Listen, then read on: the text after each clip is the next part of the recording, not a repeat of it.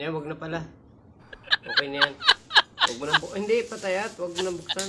Wag mo na buksan yung pinto. Magandang araw mga mahal kong viewers. Sa mga gusto ng topic nating kapag-usapan ngayon, ito po ay tungkol sa panghuhuli ng isda. Kung ano ang mga inagamit ko sa panghuli na mabisa sa tulingan, matambaka, ang galunggong at saka burot-burot sa amin.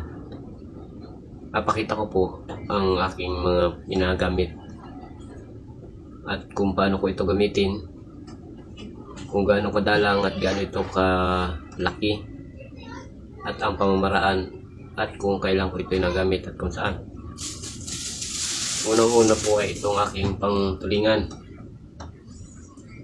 Ito medyo kaunti lang ang kabilngit. Natatamad pa akong gumawa ng mahaba. Ginawa ko po ito para ipakita lang sa inyo. Hindi pa ako masyadong nalawat ngayon. Malakas pa rito sa amin ng amihan. Grabe.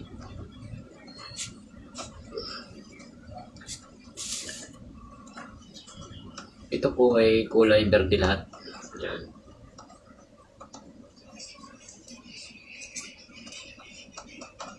Ang laki ng kawil nito, ng nylon ay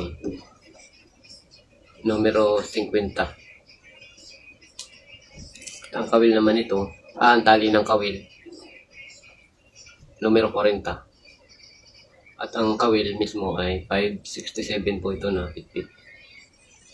Ang pain niya ay ito guys, kulay berde at medyo maliit din lang. Medyo maliliit ang isda ngayon dito sa amin, pero marami. Ang dalang niya ay ito guys. Ano ga ang tawag dito? Di ba ubara? At mula sa bato-bato, mula ron sa dulo ito. Dito nalagyan ko ng shovel, pabiling. Ganyan. Sambara o kalahatin, di pa ganun. Bawat dulo nito ay may pabiling. Pagkari ako nito, ang ginagawa ko ay pagkaubos nito, bago ko ilagyan ng pang-arya, lalagyan ko ito ng tingga na mga 1/4 siguro ang bigat o kalahating kilo.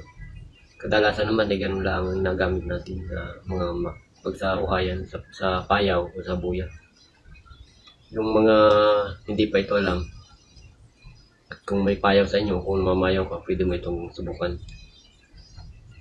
Dati, nagawa ko ng ganito, itong pain na ito. Ang problema ay masyado akong busy ngayon, kaya nabili na lang ako guys.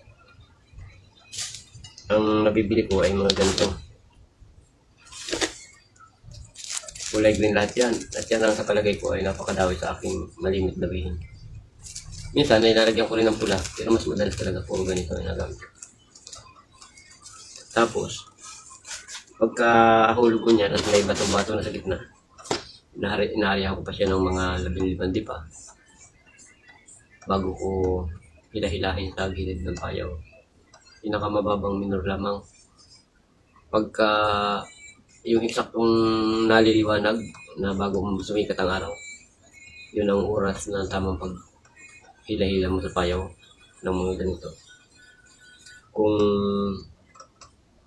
makakapunta ka agad, na makakita ka agad ng payaw, sigurado at may silong, makakahuli ka agad.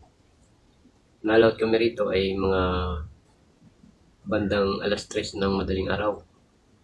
Ang aming inagawa, porque ang amihan ay palawat ng pawid.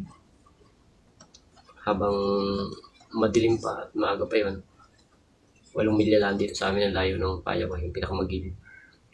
Ay namumusit muna kami. Yung blinker, yung mga barakong pusit na tawagin dito sa amin ay palutan.